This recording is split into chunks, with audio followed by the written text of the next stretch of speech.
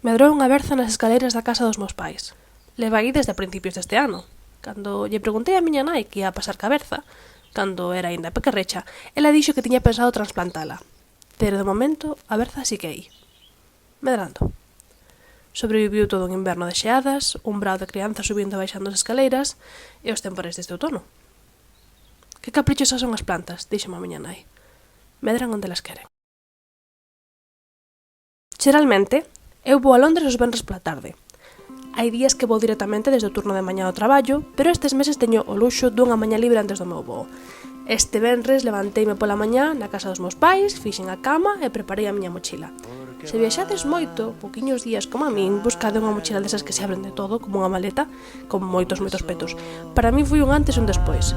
E se ides a Londres, non vos esquezades do adaptador para os enchufes e o pasaporte. Non vos esquezades de invitar a comer a amiga que vos vai levar ao aeroporto. Ou, se sodes como a min, pedidelle a amiga que quedastes a comer que vos leve ao aeroporto. Preparade algo rico con moitas especias. Invitade a vosa compa de piso tamén. Falade un poquinho. E marchade no último momento posible. Se sodes como a min, nada máis pisades o aeroporto, entrades nunha competición secreta por ver quen pasa o control máis rápido. Aseguradevos de que pasades o control tan rápido que se vos esquece gravar nada. No avión, relede os cómics prestados que levades de volta cando vos dedes conta de que non descargastes capítulos de Flick Agabondo para todo o voo. Unha vez aterredes, correde polo aeroporto o que non corredes o resto do ano. O meu aeroporto favorito en Londres é Gatwick, en parte porque me dá a sensación de que é un pouco máis pequeno que o resto. Tedes que lembrar que correr o suficiente pode significar coller o tren o antes posible e chegar ao vosso destino 15 minutos antes. E canto antes, mellor, así que correr. No tren podedes aproveitar para maquillarvos un pouco. Este paso é totalmente opcional. Eu sempre ando frotando nos ollos, e un avión é o lugar ideal para que me acabe frotando os ollos sen pensalo. Polo que se podo, espero ao último momento para poñerme nada na cara. Dame algo que facer mentras conto os minutos para chegar ao meu destino. Da igual se non queda perfecto, e da igual se non o facedes. Escoitade o novo álbum de Seaman, e cando cheguedes a vosa parada, correde un pouco máis. Todo o que non corrades son segundos que podría estar pasando o carón da persoa que viñestes ver.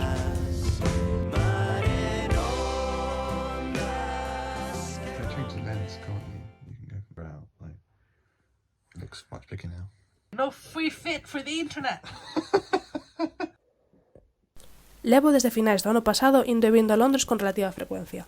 Antes era unha vez ao ano, se podía, pero agora que teño cama, uns brazos que me dan a benvida e unhas mans que me teñen preparada a miña comida favorita, nada máis chego a casa, a frecuencia incrementouse ata sempre que teño oportunidade.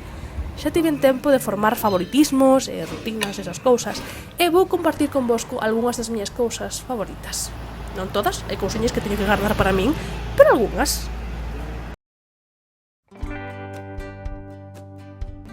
Se vos gusta o cine, ao Reino Unido chegan moitas estreas antes que a Galiza, e tamén chegan moitas estreas que nunca chegan a Galiza.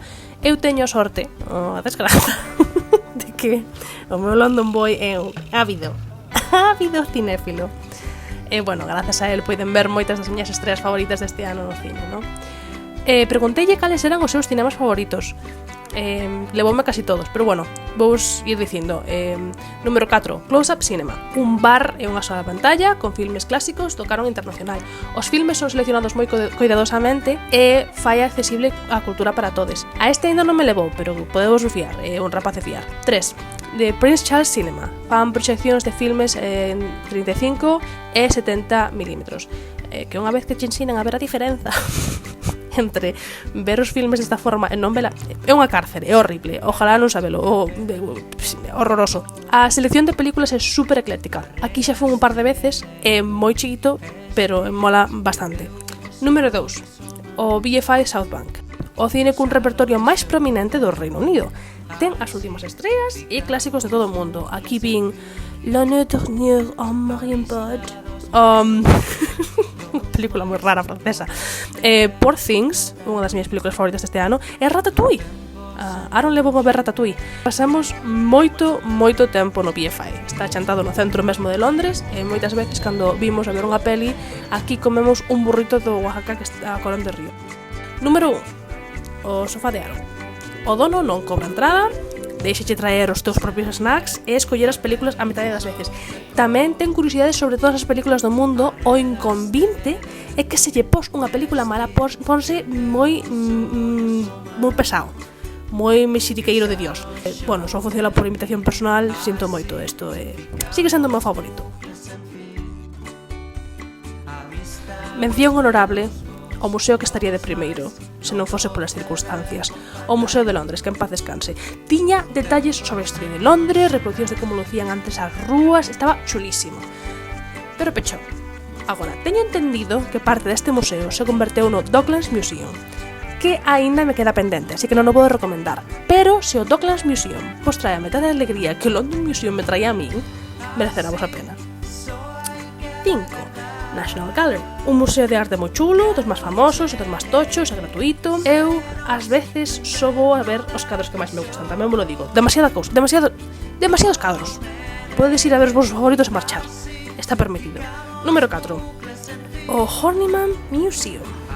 A pesar de que o nome é un pouco desafortunado, este museo está bastante chulo.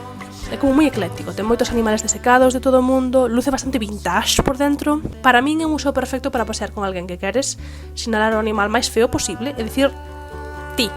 Tamén ten un barco moi chulo ao redor para dar unha volta. Número 3, o V&A, Museo de Arte e Decoración, basicamente. Ten moitas cousas moi chulas, pero caemos no mesmo problema que o National Gallery, non? Demasiadas cousas. Ten tantas movidas que chega un momento no que o teu cerebro di xa non proceso, xa non vexo nada, non son capaz. Despois estaría o número 2, Imperial Wars Museum, o museo sobre as guerras que loitou o Imperio Británico nos últimos séculos, e dos museos máis completos, interactivos e ben diseñados que visitei na miña vida. E despois, para min, o número 1 sería o Queer Britain, un museo moi pequeniño, LGTBI, paga a pena ir.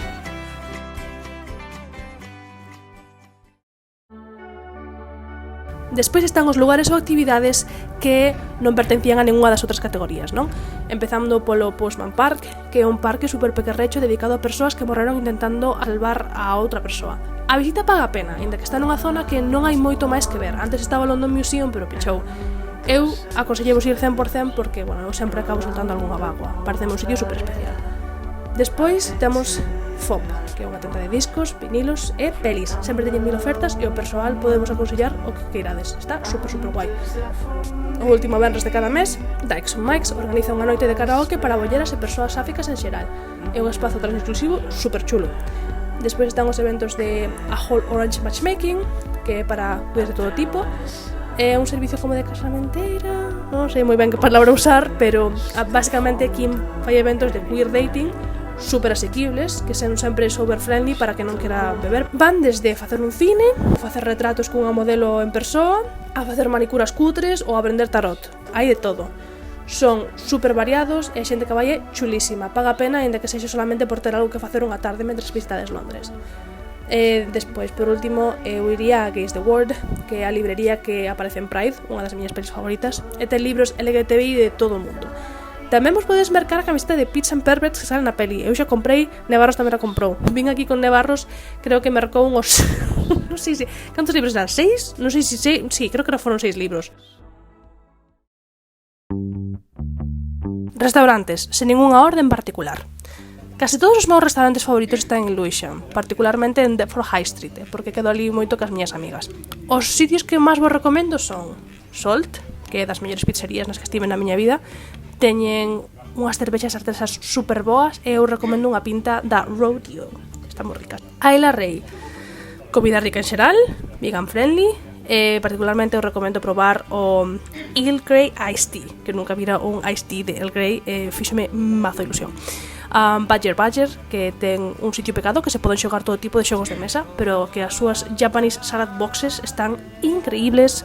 E despois de Waiting Room, probablemente top 3 dos meus favoritos en Londres, é un restaurante vegano que desde que le veía a Elena de cousas rarísimas pregúntame por el cada vez que volvo. Sirven sobre todo bagels e así. Eu recomendo as Loaded Fries e os Spicy Maiden, todo baratísimo. Un sitio que vou sempre polas vibras e pola comida, ambas indescriptibles, pero hai que visitalo para entendelo, e hai que ir ca mente aberta, vale? Sería o Indian Vegetable Puri en Islington. É un buffet libre, podedes levar o voso propio alcohol, pero, a ver, é que é un sitio...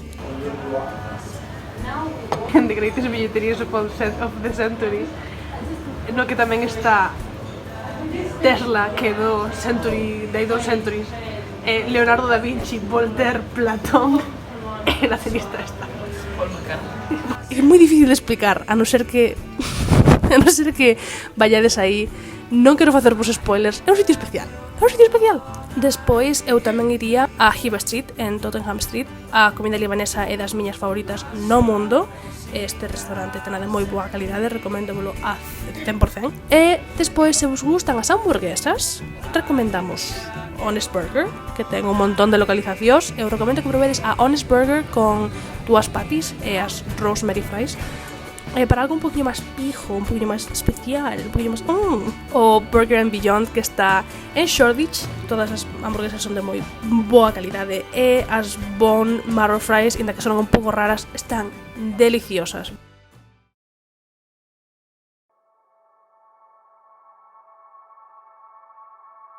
Ás veces, os amores son cousas caprichosas. With this shadows. Look at you. Little hand. Medran onde lles peta. No, you say squirrel in Galician. Skill. Ás veces medran a 1000 km da casa e toca aprender a convivir cos ocos. Os ocos ao carón da cama, ocos no asento de enfrente do restaurante, ocos na palma da man. Pero sempre terei o privilexio de coñecer outra cidade a través dos ollos de alguén que quero. E agora teño o privilexio de compartir esta cidade a través dos meus ollos. Un poquinho. It's like you're recording those videos that the hero of the movie watches of his dead wife. Of her just being like, babe. Quizais algún día verá que trasplantar. Nice, good cuts. Sense, Pero bueno, por agora confórmome con esta fin de semana. Cada vez máis forte imponse o desvelo nun primitivo silencio. Atronan os límites da norma do tempo, perverten o espírito en cada sosego.